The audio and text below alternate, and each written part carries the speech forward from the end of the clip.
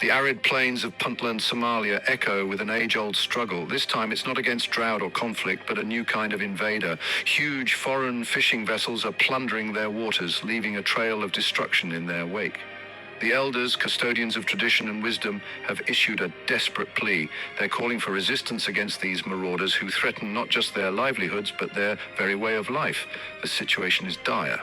Local fishermen who've relied on the sea for generations are now struggling to feed their families. Their once bountiful waters are being stripped bare. This isn't just about fish, it's about justice, about a people pushed to the brink, and about the elders' call for action resonating across the sun-baked land. Adding salt to the wound, it appears this exploitation is aided by those entrusted to protect them. Whispers travel on the wind, accusing prominent figures within Puntland's government and business circles. One name repeatedly surfaces: Dahir Ayanle. A businessman with powerful connections, he's alleged to be facilitating the arrival of these monstrous vessels, particularly from China. Even more disturbing are the rumors linking the Puntland president's own family to these illicit deals. This alleged complicity has fueled the flames of anger and distrust. The people feel betrayed, sold out by their own leaders for short-term profit. The question hangs heavy in the air: who will stand with the fishermen when those meant to protect them have turned away? The consequences of this unchecked plunder are devastating.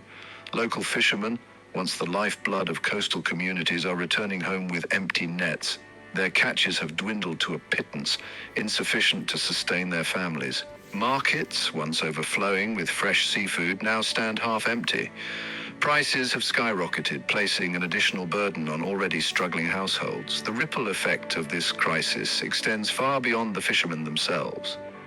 The entire local economy, heavily reliant on fishing, is teetering on the brink. The social fabric, woven tightly over generations, is fraying. Desperation breeds anger, and the potential for unrest looms large.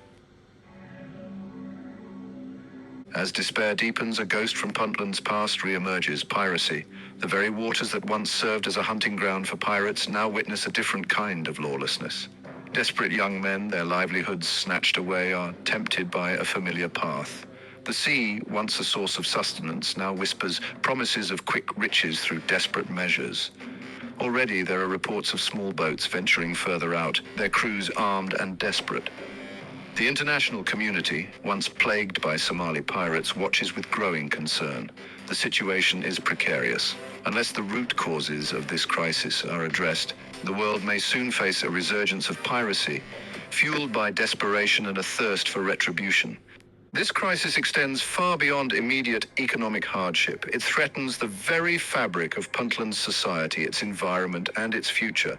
The depletion of fish stocks is not just an economic disaster, but an ecological one. It disrupts the delicate balance of the marine ecosystem with potentially irreversible consequences.